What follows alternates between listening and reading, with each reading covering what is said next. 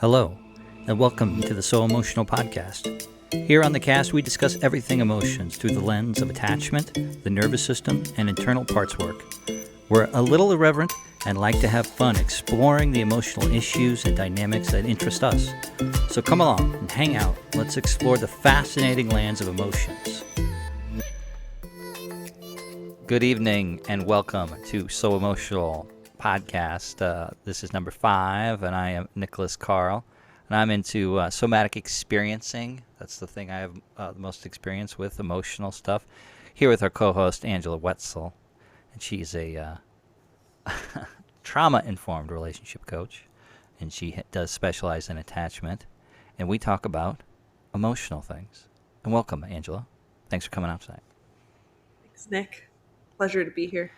Righteous. All right. We made a couple notes about the things we were going to talk about tonight. And first on our list, bullet point 1. This came up because a friend of mine had sent me this clip from, it was a Bobby Lee podcast.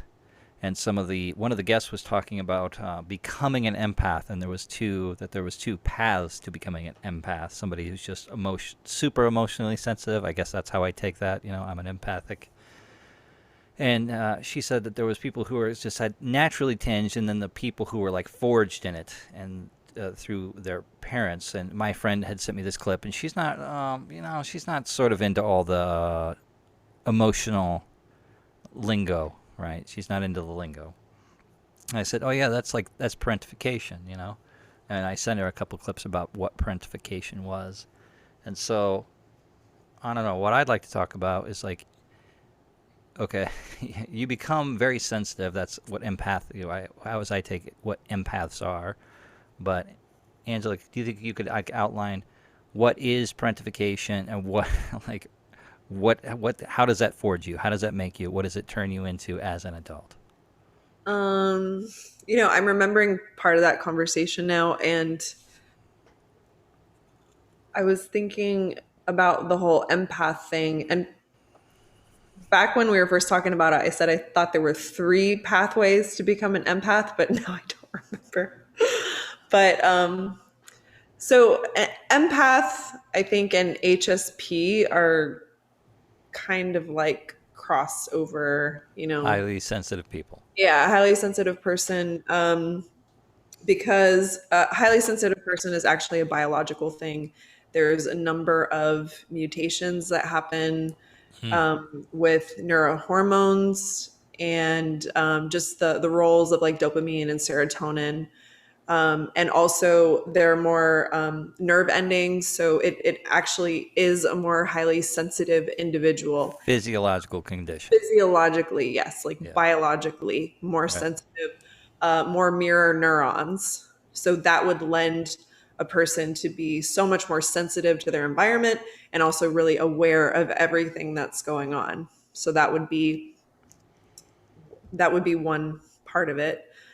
And what was it? It was 2 pathways to what? Empath? 2 pathways to becoming an empath. And so in the podcast, the Bobby Lee podcast, and I should have looked up who the guest was, but it was that some people were just born that way and were just naturally attuned into the emotional sphere. Right. And some people were forged into it by their relationships and how they, right? Right. Which is like, what is parentification? Right. Thanks for reiterating Oh, that. you got it. So my other thought was, is being an empath generational, and does it come from maybe generational trauma, and the necessity of the individual, the human, or even like maybe the animal, because there are, I believe, highly sensitive animals too. Does that come from certain like elevated levels of like cortisol and norepinephrine, epinephrine, like in the amniotic fluid? Like, are there certain precursors that make it a generational thing as well? So that's like another question that I have. But to go into parentification, it's essentially a child that becomes a parent to their parent. And so from a young age, they have certain responsibilities, or they tend to take on responsibilities to take care of the family, to become the parent's emotional confidant, to become sort of a parent, a partner to the parent. So there's kinds of enmeshment. There's certain levels of responsibility and emotional sharing and things that happen that are way above and beyond the capacity for the child to really be able to have that kind of responsibility or be in that adult role. And that can happen with through divorce.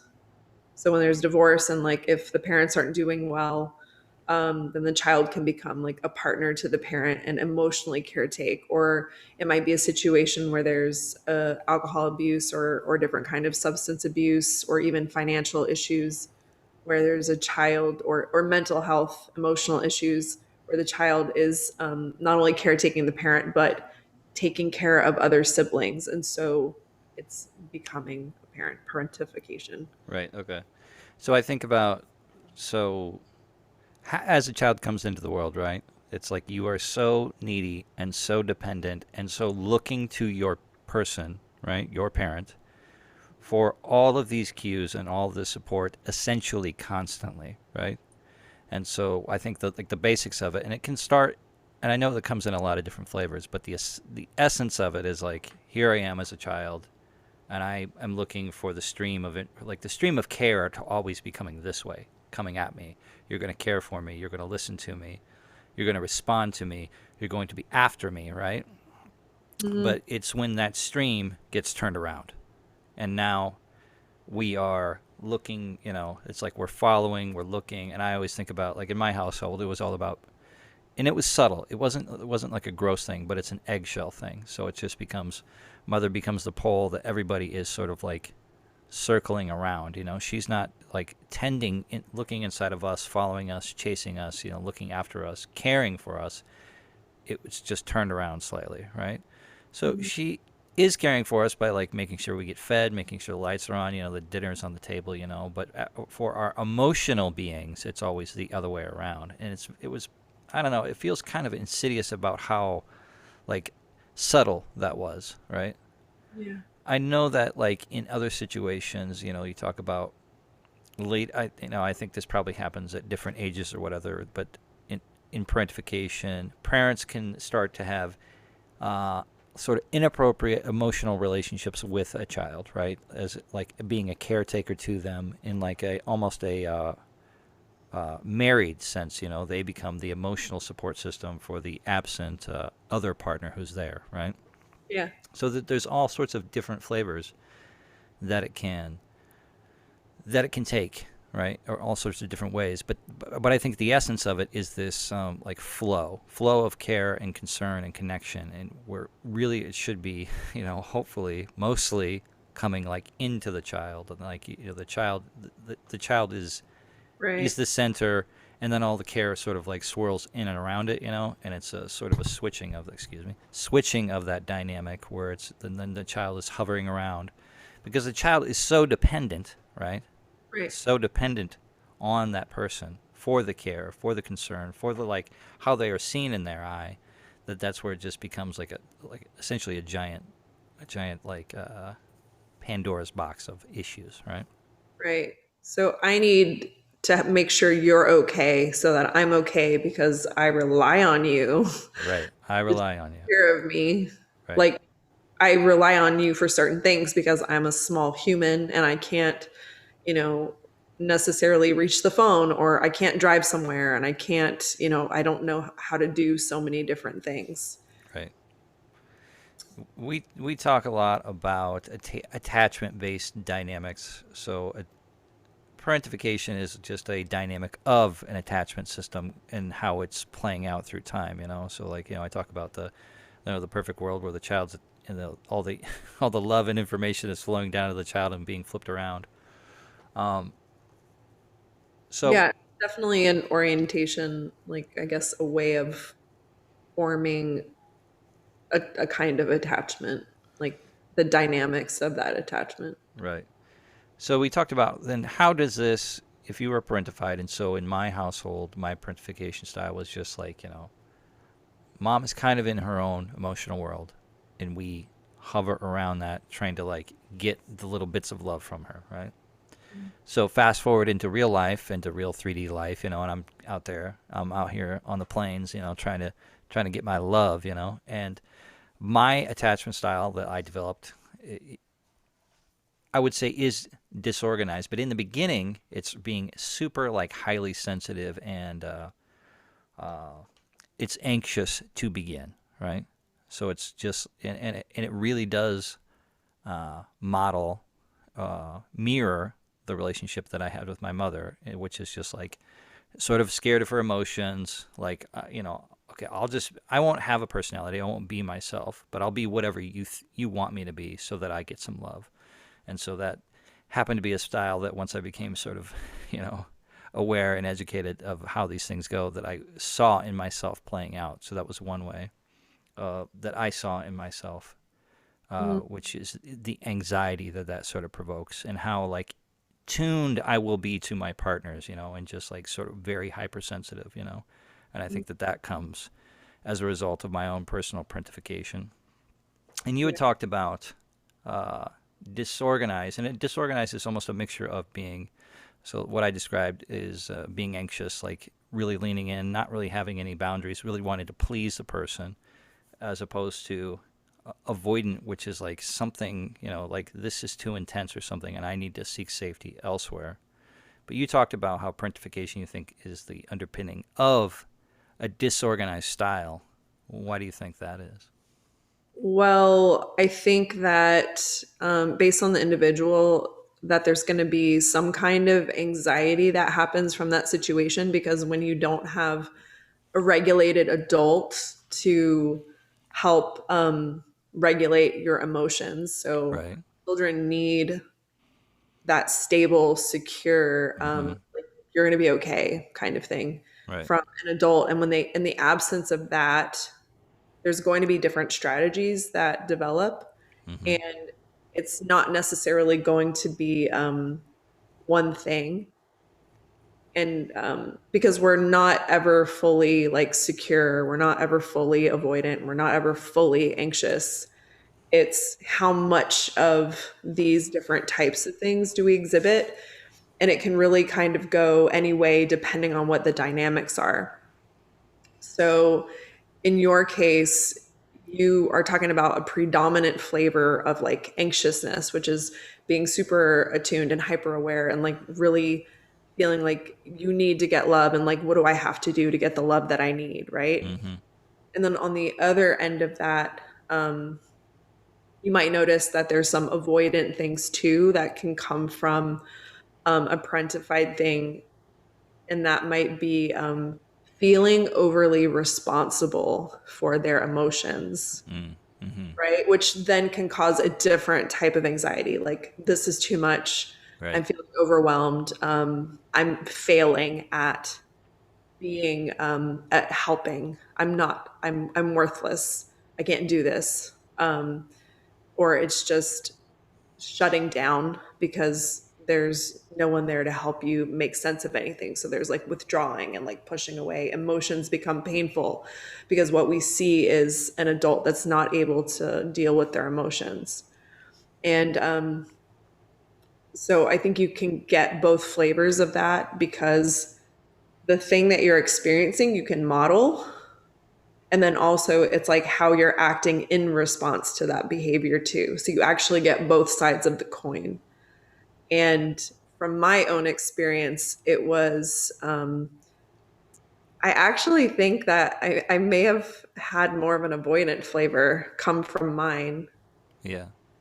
because when I got married, I was married for like 8 years. I wasn't super aware of the anxious stuff. And then after I had gotten a divorce and then I was like in another relationship, it like amped up a little bit more. Like I could feel a little bit more.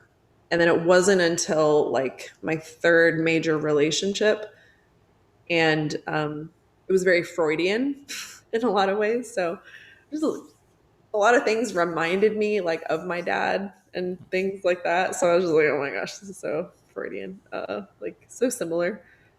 And that was when my anxiousness like it like exploded. Kicked off.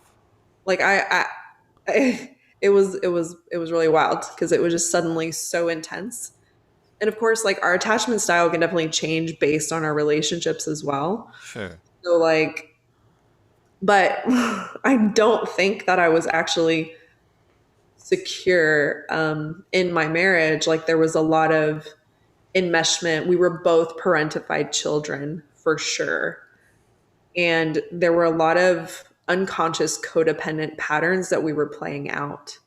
So he was still caretaking his family, and I was like in agreement in some ways, at least unconsciously, if not full, if even if it wasn't conscious, that our mothers needed to be protected and taken care of, and they were the martyrs, and our dads were the assholes kind of thing. So there was some flavor of that. Um, but I do.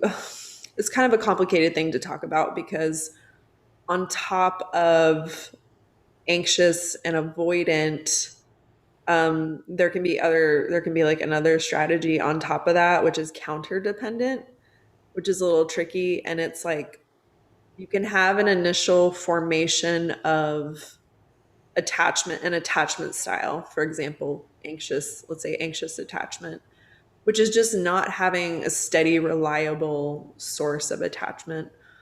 And so it kind of sets up this like reward and deficit cycle to where it keeps you like looking for and waiting for the next piece of love and connection. So it's deprivation and reward, and that kind of creates an addictive cycle of like I'm going to keep hanging on, I'm going to keep waiting, I'm going to keep like staying in it. Right. And then when that doesn't work, there can be like a shutdown that happens. You can still have all that anxiety of wanting that and then being like, oh, being needy doesn't work. This isn't going to get me what I need. So now I'm going to try something else, which is pretend I'm not needy at all.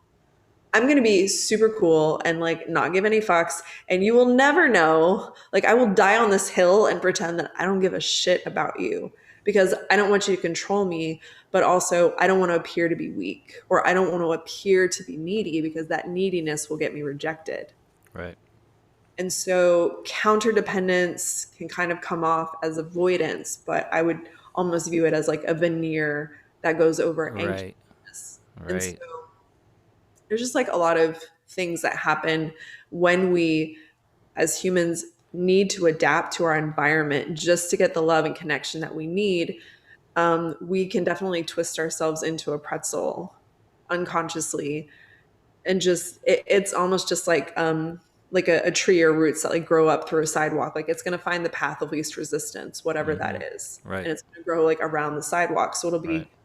it will be shaped and formed in some way in relation to that sidewalk. And it's not really different in relationships. It's like energy finding a way. So it is hard for me to try to look back and say exactly um, everything that was going on. But based on both of my parents' attachment style and understanding more of like generational trauma and all like the unconscious, like everything that was passed down, what was healed, what wasn't, I can definitely say that there are flavors of anxious and avoidant in both my parents. And my dad is more avoidant, my mom is more anxious. And so I personally believe that, and when I test also, and there's a great attachment style quiz that you can take on yourpersonality.net. And it's nice because it like plots it out on a graph and gives you a representation of how you connect to your mother, your father, or whatever those like relative figures are, and then friends and lovers. So it makes sense to me that I show up as more avoidant with my mother because her energy is so very anxious when it comes to me. And so there's a feeling of dismell, which is I forget who coined that phrase, but it's almost like gross, like ugh. Yeah. Right. which I think is a bit instinctive anyway. If we feel that energy of like someone trying to grab on and it's Grasping on, yeah, the yeah, that grasping grasping energy. energy, it's like, ugh, get away, right? So Right. there's a reaction that's like kind of pushing away or running away or like I don't want that responsibility, but it can also feel like being overwhelmed or suffocated or Yeah. just being claustrophobic with people. Like I'm getting boxed in. This is freaking me out. It's too Right. much. And I kind of conflate that with ego death. It's just like I don't have an identity if you swallow me and Right. you are swallowing me and I have no say, I have no boundaries. Like I need to get out. And also I don't want any part of whatever this is. Right. And in my own parentification, I talk about throwing myself on the grenade. It's like I couldn't have made a different choice. There were so many factors in like birth order and personality Sure. and also some very interesting inherited generational trauma and limiting beliefs. And I don't even know what you would call them, like family, like culture, just certain stories and beliefs. Yeah. And whatever it was just, I was the one that just stepped up and became my mom's helper. And I emotionally took care of her and in my dad's absence. And I didn't even question it or think about it. Sure.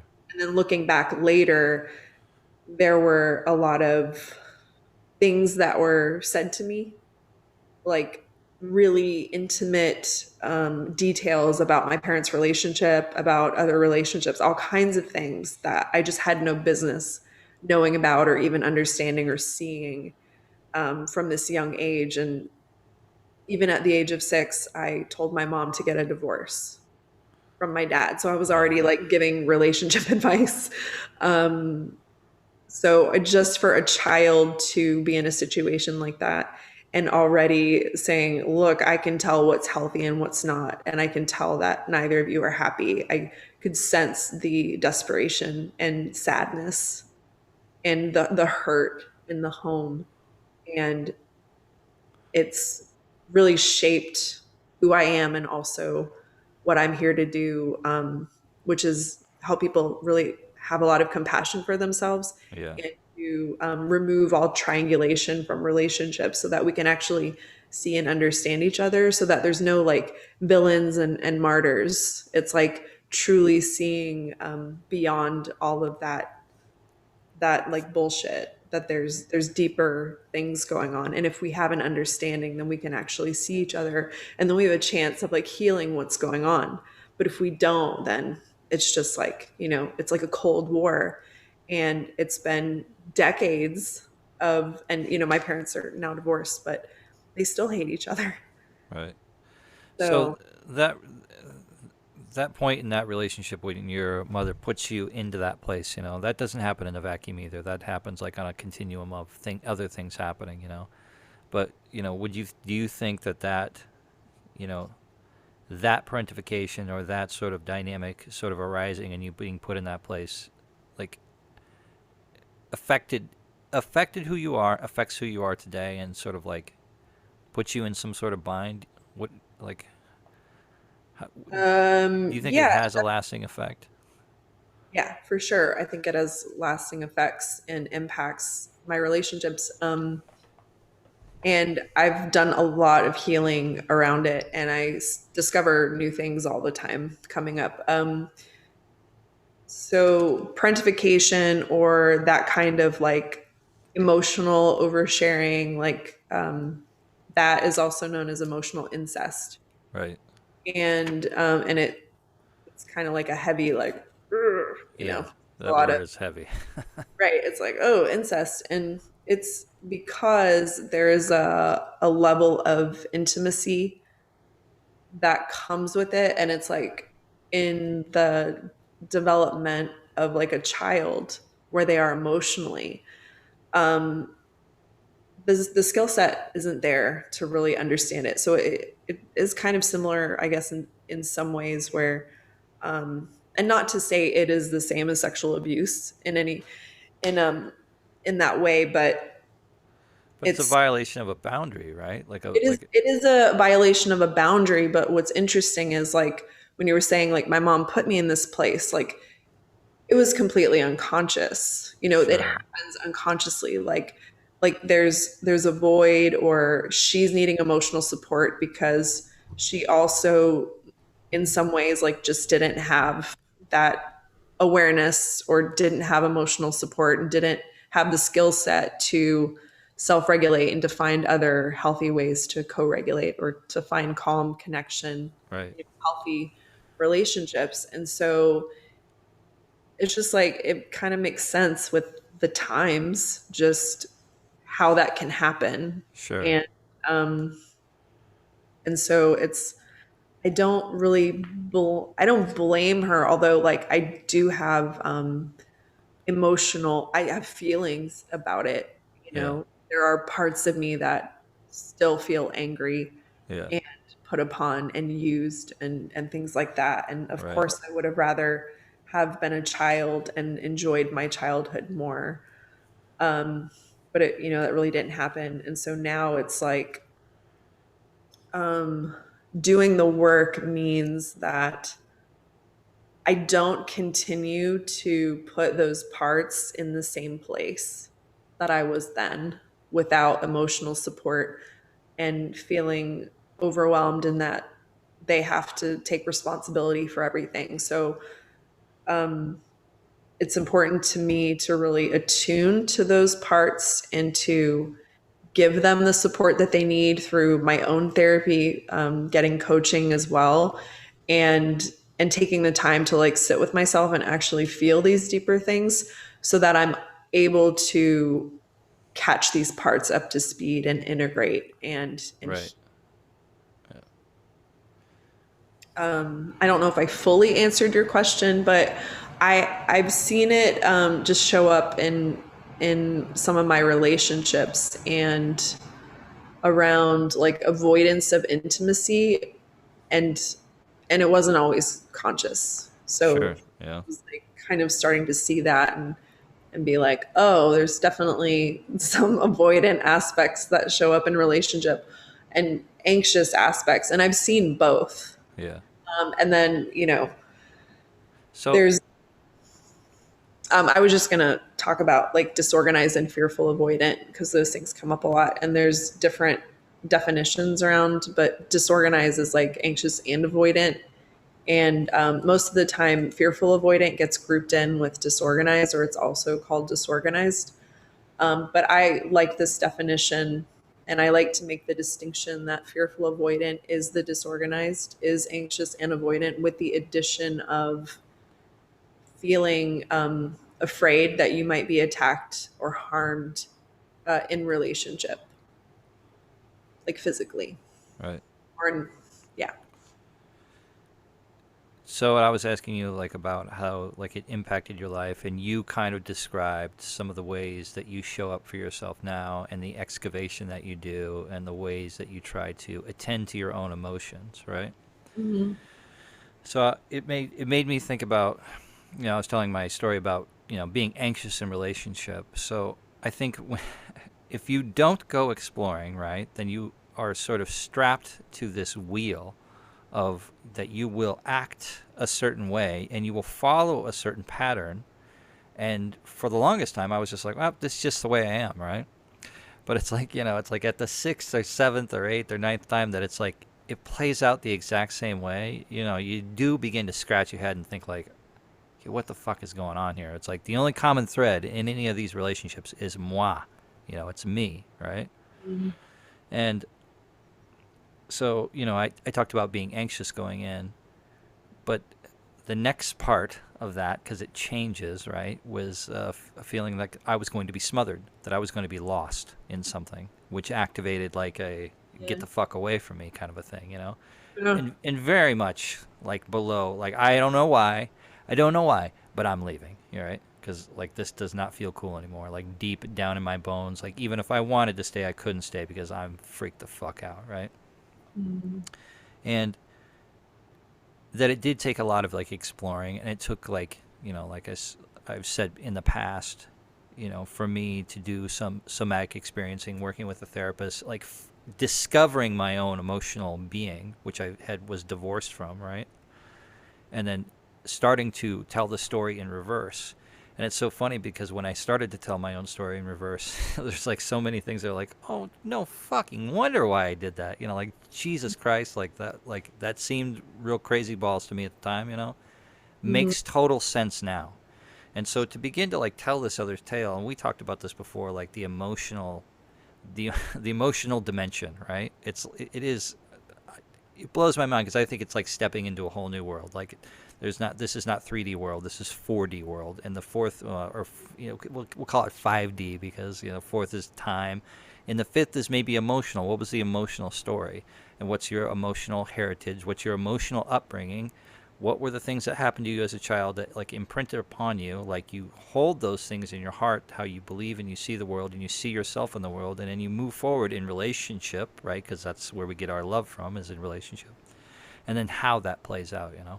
So yeah, I don't know, very cool stuff. And I do think that and for me too, I think too that some of those, and mine was like I don't have like a specific thing. I can't say it was like, well, I was on this day that this thing happened. It was very much like it was, which I think is the essence of like a heritage, or like an inherence of my family and like how my parents were raised. So this is like these are deep emotional things that get passed on generation to generation, just ways of being, not necessarily healthy or like generative, but just ways that's how they experience Right. the world, and that's just what gets passed through.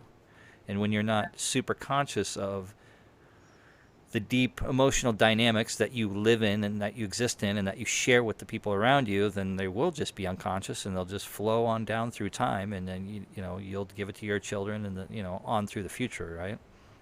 So I think that we're kind of explorers now, right? I think that bringing more of this attention and consciousness into the emotional realm like is pretty important. And so like into this path, it's like how are empaths forged. I think that's just like one little sliver of like people say they're empathic or where it came from. Well, it's like you get so much. It's so fundamental about like all the assumptions you have about your own life and how you were raised and how you were habituated into the world, like make the person that you are out in the world.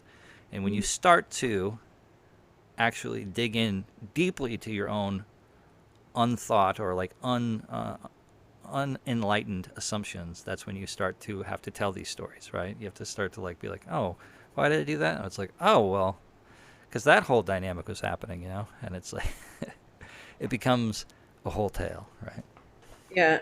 I actually was just remembering what the initial conversation was, and it was that sometimes you're initiated into being an empath because it's biological, like you're born that way. You're Yeah. already sensitive, right? Yes. And the other one is parentification of some sort, or maybe some kind of heightened sense of trauma. I mean, I think trauma, so especially like what's going on in the Ukraine right now, like I can imagine that there's going to be a lot of like children that are thrust into being way more sensitive and aware of things just Right. because of that need to survive and like Yeah.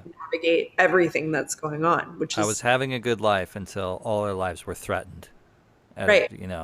Yeah. Right. And then those things are, passed on generationally as well, which I call blind inheritance, because if it's like sometimes we don't even know where it comes from or what it is. Right. It's Yeah. passed down, It's just right? there. Right. And there's a great book by Mark Wolin called "It Didn't Start with You," and he talks about those Yeah. experiments that they've Yeah. done with mice and whatever that scent is that they the chemical that smells like cherry blossoms, when they were shocking the bottom of the cages, and it's like the offspring, those new mice that had never been shocked before, when they smelled that same smell, had the same nervous system response, right? So to That's me, wild. that's almost like a highly sensitive or empathic, Right. super sense that's happening Yeah. there. And then I think we have a third type of person that is already predisposed. So they're a highly sensitive person. They're naturally biologically sensitive. They're an empath, and they're parentified, and they have trauma. So it's almost like being a super empath, where there's just so much sensitivity just and so much stimulus and just being so aware. And I think it can be extremely painful to try to navigate the world as that kind of person. I cannot imagine. I think I'm middle of the road sensitive. I Which don't. I don't I know. feel as though I am that person, kind of.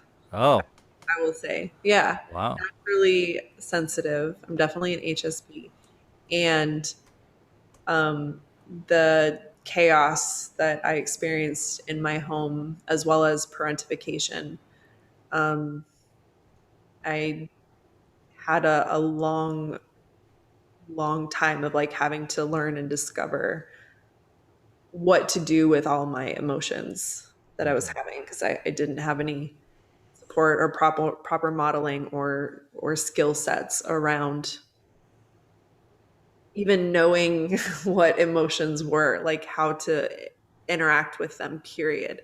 Right. So yeah, so that's been a journey. All right. Speaking of interacting with emotions, period. Okay. Okay. You were born, Okay. and God bless you for that. All right. Now you got to go out and get the basics, right? So you need some love, right? You need some attention. And how are you going to get it? So this is bullet point two. So it's coming up with the plan. And so this is arising from a few different discussions we've had, Right. and it's definitely a strategy. So this I think this falls into sort of like strategies or like ways to live your life.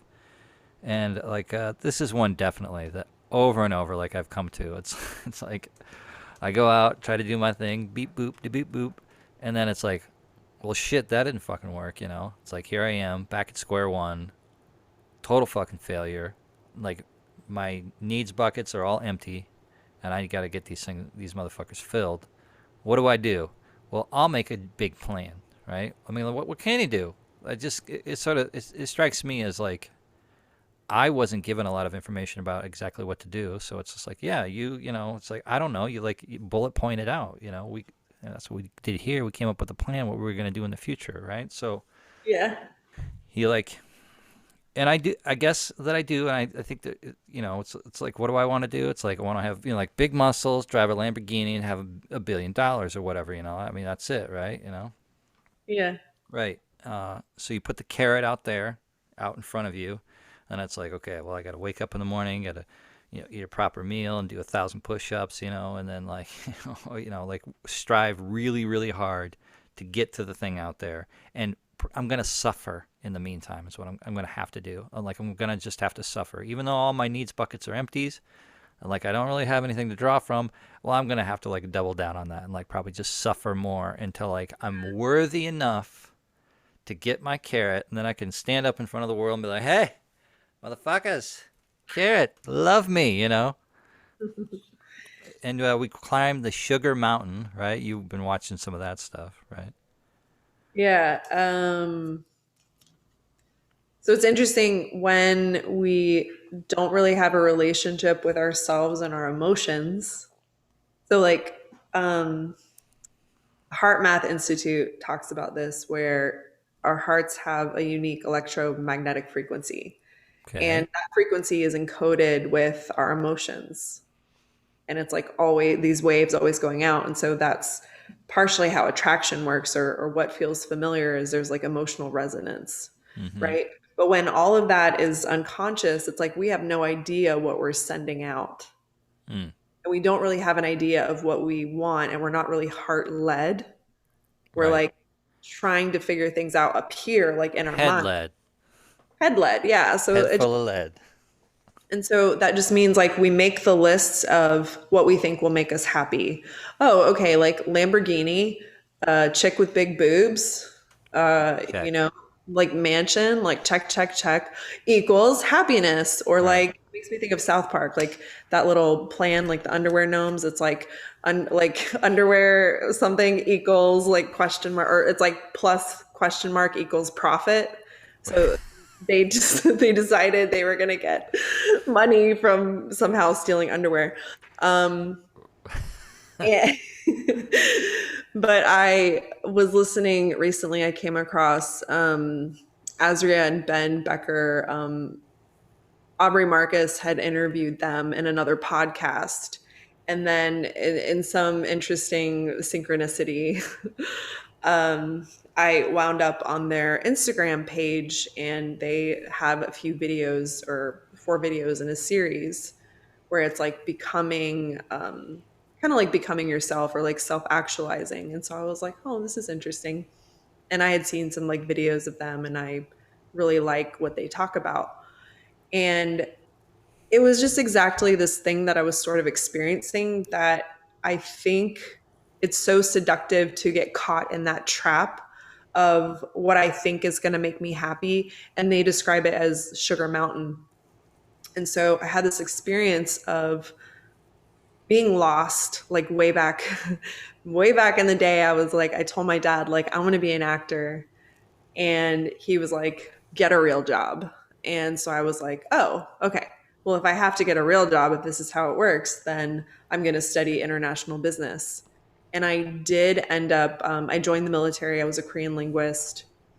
I ended up working for the Office of Naval Intelligence. I literally ended up in international business and I was about to become promoted. And I was going to be regional manager in this project.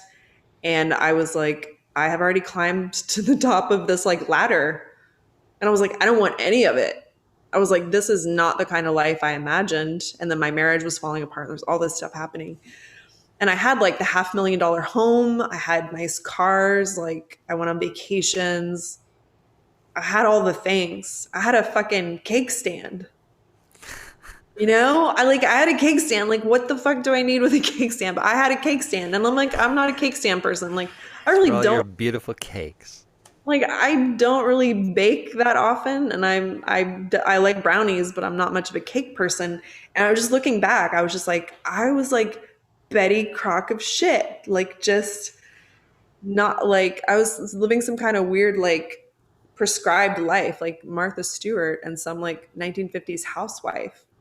And like that was part of what I inherited, but also part of what I just thought I was here to do, like get married and whatever. And somehow I think at some point I was like hoping that I I would like make time for me and do what I really wanted to do, which was acting. And I did end up like starting to go back into it. But then it was like the seductive part was like that also became another like sugar mountain for me to climb.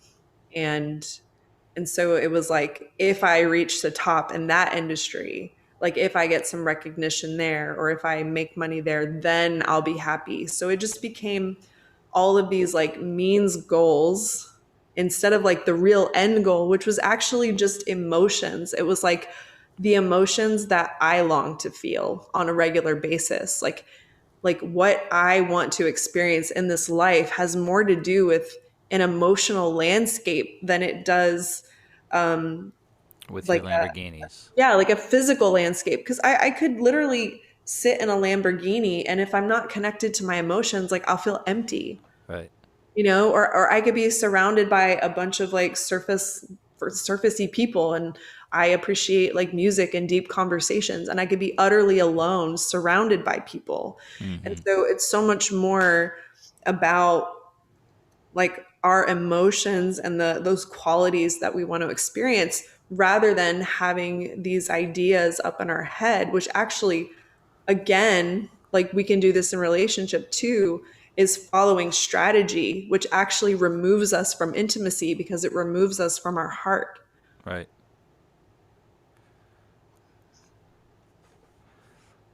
I like that. Okay. All right. I'm on board with all that. Yeah. It reminds me of what I said, like I'm just talking out of my ass, like the fifth dimension of emotionality, right? About how important that it is and how we actually, that's what we need to pay attention to, okay? Yeah, yeah, yeah. Okay? Okay. And I think that like I'm aware-ish of my emotions, right? Like I'm more aware than I was, right? Like I think that I I think still have a you're lot of very aware of your emotions. okay, I would okay.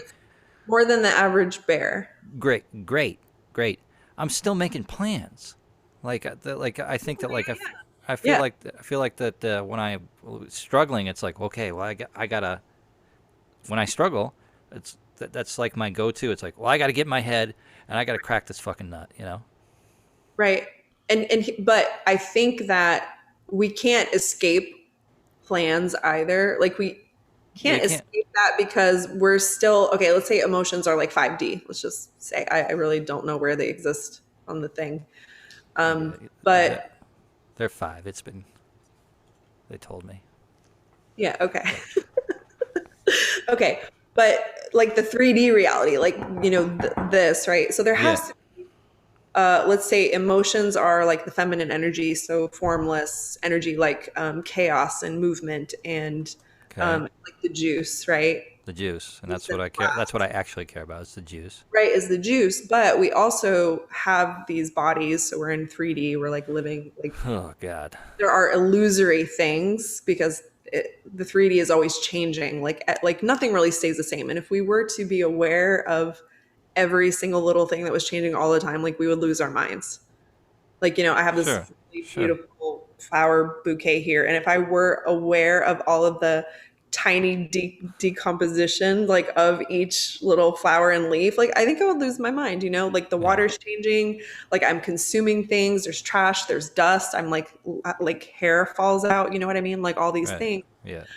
But it's like we need both formless and the form in order to manifest. So we need structures and and we need the emotion. So it's almost like a marriage of those two ideas. We can't be completely in the emotional space without taking concrete actions. Okay. But in like a healthy dynamic marriage, the inspiration and the desires would actually come from that emotional part as opposed to the 3D or like the structure or the masculine energy just being like Okay. what we do based on a thought, right? They have to Okay. be connected. All right. So I'm seeing it now. So it's like previous strategy is like I'm gonna take all my cues from my 3D brain, okay, and try to write those on paper and then follow that I'm just gonna path. think and then I'm gonna follow those steps and then Okay. I'm gonna get what I want. Okay, and that's not working. As opposed to responding to the actual positive emotion, real juice desire that comes up and being like, oh, that's a thing, and then making a 3D plan that sits on top of it.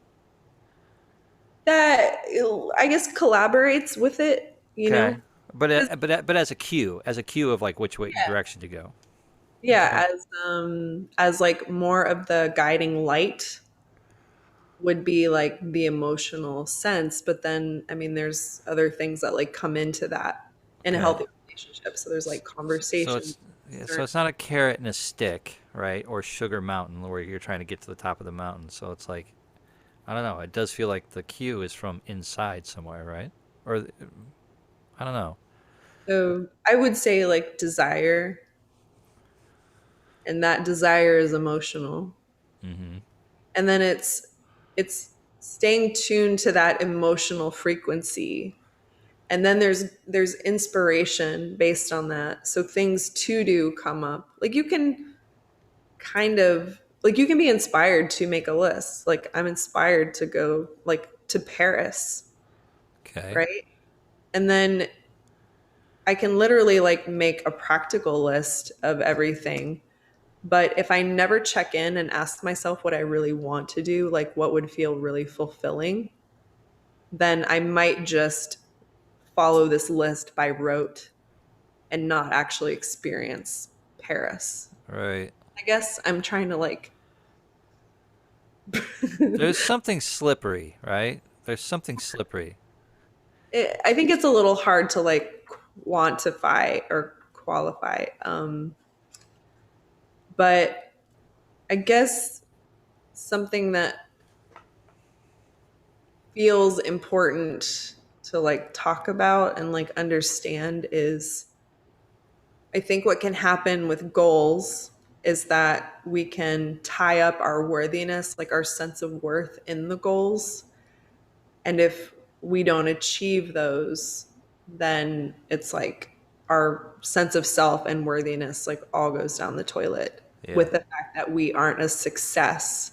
Right. When it's like success is so very relative. Like we can see symbols of success, but the emotional reality within that resides within that can be empty, Uh huh. can be void of what we think those symbols will bring.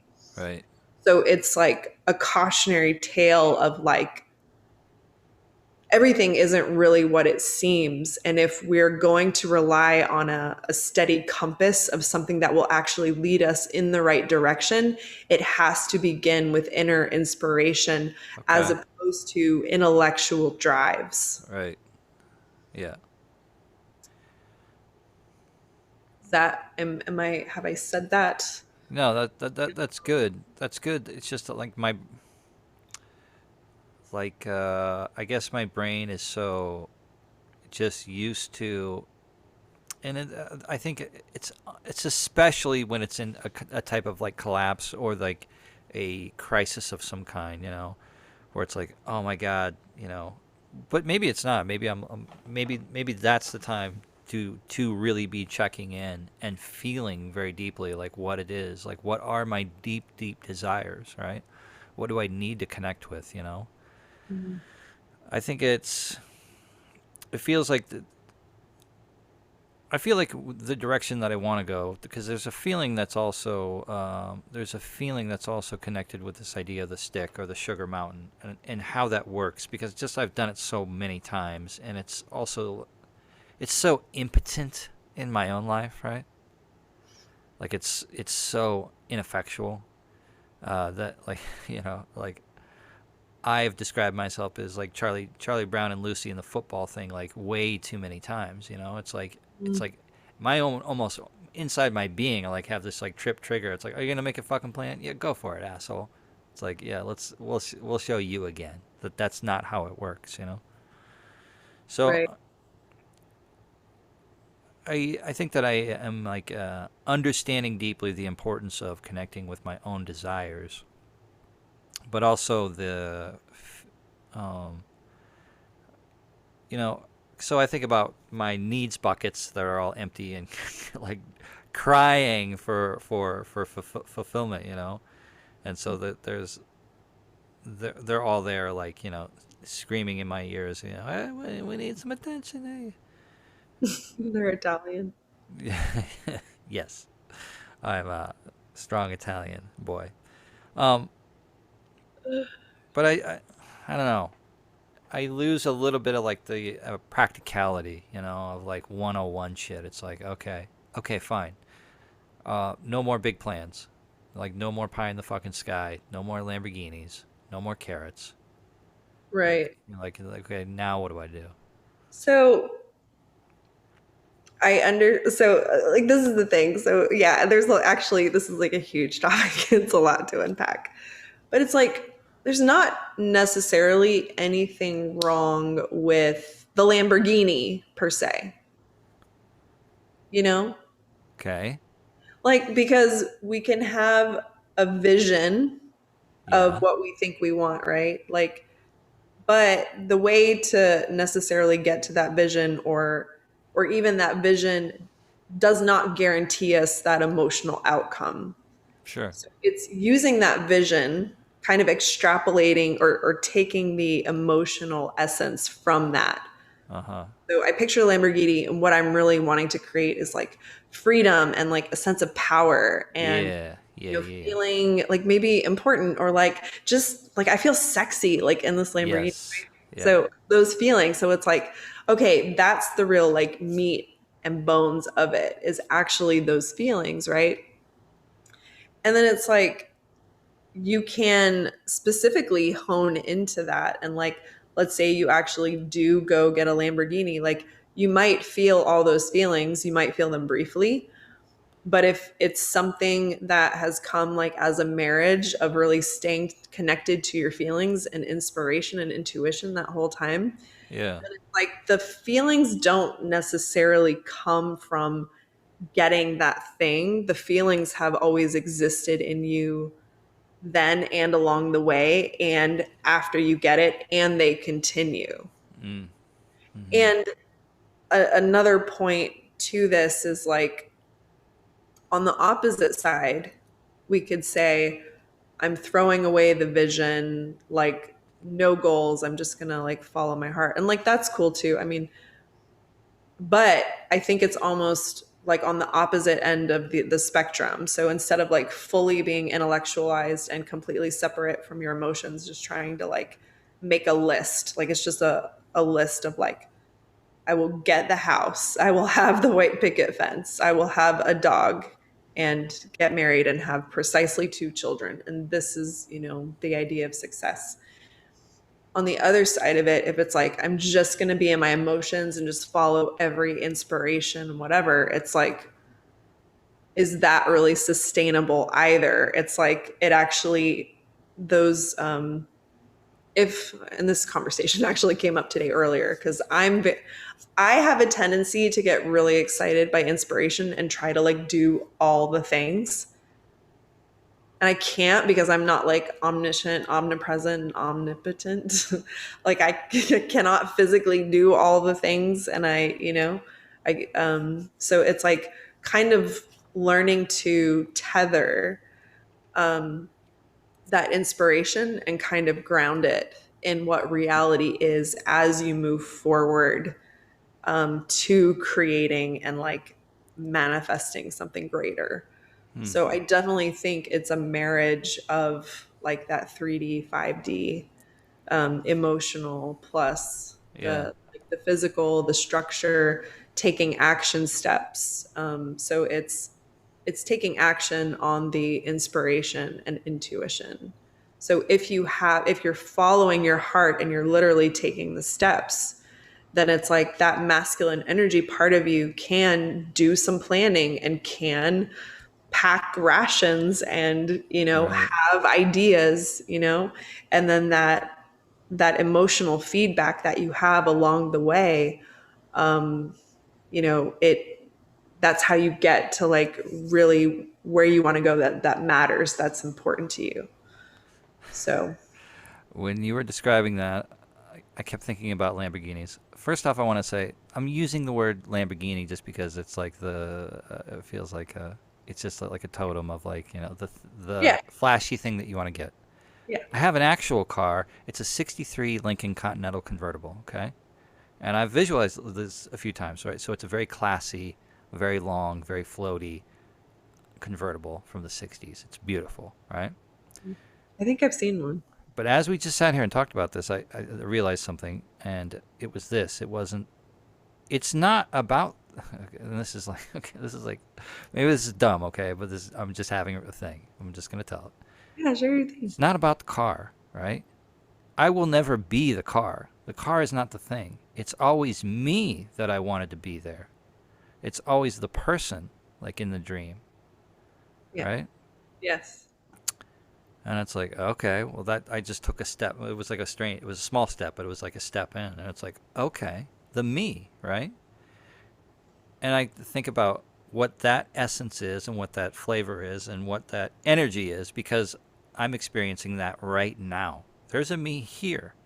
There's a Yeah. me here right now, and I have whatever energy that I have to create right now, right? Mhm. And I think the beautiful thing that I can see is that like if I can harness and be with and if I can harness and be with and extract more pieces of me to be more of me, then I could be the fullest me. And maybe that's with Lamborghinis and Lincoln Continentals or whatever it is, but it's really just like a comfort in my own being, like a strength in my own being, like a juiciness in my own being, and a joy in just being Yeah. myself. That's Yeah. really what I want, right? You said that so well. So it's a version of you that you want to experience. Like you Yeah. want that experience, and also what having manifested that thing means like that version of you that has done that Right. means something. Like, Yeah. and there's all these feelings that come along with it. It's just like planets, it's like the sun has all these satellites around it, and it's because the sun has all this power in it. And so it's like, I am the sun, and around me hovers, Lamborghinis and nice houses, and like all these friends, and like this like joy that just radiates out from me, from my being. Yeah, Boobs. boobs. Boobs. Um, yeah. So, So that's just a little bit of a shift. Like I hmm, don't know. It was a small step. It wasn't a big step, but it was a step from like the thing out there, the things, and then thinking this linear little box way out here right. into the own essence of my own being and how I feel and what kind of power I move in. Because I can feel when I move with vibe. And there's like connectedness and groundedness and power flowing through, I can feel that. I notice that. Like, it doesn't happen that often, but sometimes it happens, and it's like, yeah, right, Yeah. yeah. Yeah. So Yeah. And it's interesting because the other thing that is important from staying connected to that vision, um, and by that I don't mean like gripping it and being like the vision has to look exactly this or it's not right. Yeah, like holding on to it.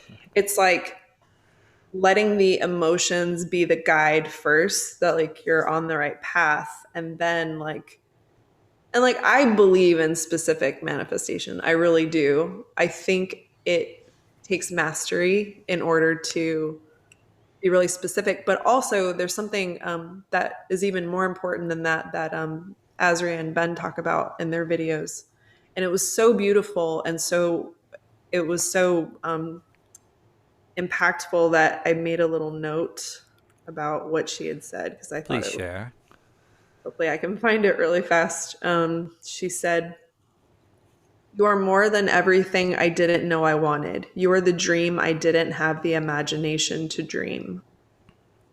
And I just was like, I thought that was so beautiful. And then they had asked some questions also in this email.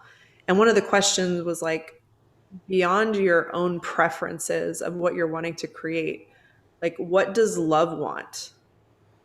Because there's like a part of us that like we don't even have the imagination and we Right. don't even have the entire perspective of everything that's going on in our conscious, unconscious, and then all of these connections that we have with other people, conscious and unconscious, and just like all of the moving parts. Like we can't see all of that. Mm-hmm. We just don't. And like there's so many secret compartments within ourselves. Like we just cannot know why certain things work out, why they don't. But it's like if we can surrender to something and trust that there is a greater mind, a greater love that knows us so well and knows all of the things, and it's like, can we actually surrender into like letting go of some of those details Mm-hmm. so that we're not holding on to the specific thing but letting something greater come through. Yeah, and just imagine that. Like, like I don't pretend to be omniscient, right? And maybe if you could get a hold of like all of the, say, patterns that could drag us down or keep us locked up, right? That if we could unlock ourselves a little bit and come into a little bit of a vibe about the creative potential that can flow in, and then surprise you, right? Like, honestly, that feels a little bit scary. Like, The surprises are like the best, like being surprised by something like pleasantly. I mean, unpleasant right. surprises Yeah, are generally not good at yeah, all. Um, and they can be the source of like some humor in movies when it happens to other people, but when it happens to us, it's generally not wanted. But like pleasant surprises where it's just like more than anything you could have ever imagined is right. like, wow. Like Yeah, who doesn't want their mind blown, yeah. at least from time to time. Well, I think I can see it. Like, I think that I can identify with the guy in the Lamborghini about what that energy is. I think that at least a sliver, right? But that's just a sliver, and there's probably so much more that's there. I don't know. Just think that's hopeful. That's hopeful, and I Yeah. think good to like leave that door open for all the possibilities that Yeah. have potential out there. All right. Last bullet point we have is this Are we might going be, to do another bullet point? I don't know. We are past. No, we're right about an hour here. So I don't know. This feels like a pretty good Well, spot. we could, I know it, I mean, we could briefly touch on it. And if you feel like it needs more time, then we can always, I wanna. No, I wanna come back to this one. you do? Yeah, because I wanna form my question more. It's about being healed in relationship, wounded in a relationship, Right? like being in a parentified relationship where walking around somebody's eggshells or being told things in confidence where you shouldn't have been, that set you up at a pretty young age. So it's like, okay, that's how it's set up, but then I hear a lot around in the different things that I've read that it's like wounded in relationship and then healed in relationship. And then you would talk about like, well, you can develop a relationship with yourself, Yeah. which always seemed kind of goofy to me until like, Right. like I had some shit come up yesterday and, a lot of shame and anger, and I showed up for myself in a really pretty quick manner, you know, just like comforting myself, letting myself know that it was okay, and was able to, you know, be there for myself and show up for myself where I didn't go off the rails, where I had like I similar situation that had happened a couple of weeks ago, and I did go off the fucking rails emotionally, and so it was interesting that in that moment I did it. I knew that wasn't the end of the world. We had survived it before. I comforted myself, and then it was okay. Yeah. And Yeah. so I guess in that, because whenever I heard people talk about it before, injured in relationship, healed in relationship, I always thought like, all right, I gotta impress some goddamn woman, and be like, hi, I'm Nick, I'm a fucking basket of fucking problems, like heal me. Right. And Yeah. I'm glad that it's not necessarily that. Well, yeah. So, I mean, this is, yeah, you're right. It's a big topic. And it's like expanding the definition of relationship Right. is important because then it's like you can have a relationship with yourself. There are different kinds of relationships you can find yourself in that you can do healing.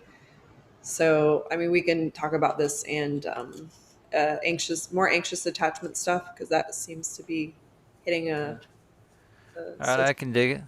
All right, so come back for number 6. I'll leave a comment if you'd like us to talk about something specific, or a like, helps it get out if you like what you're hearing. Check out Angela's stuff at Epic Initiator on Instagram. I'm over at Narlkick, Narlkick at Instagram, and you can look at pictures of weird things that I post, Get a hold of me. We'll talk. We'll do it. Thank you for hanging out, Angela. You're Pleasure. great, and it's always a pleasure to talk to you. Until then, so emotional. Peace. Bye, everyone. Bye.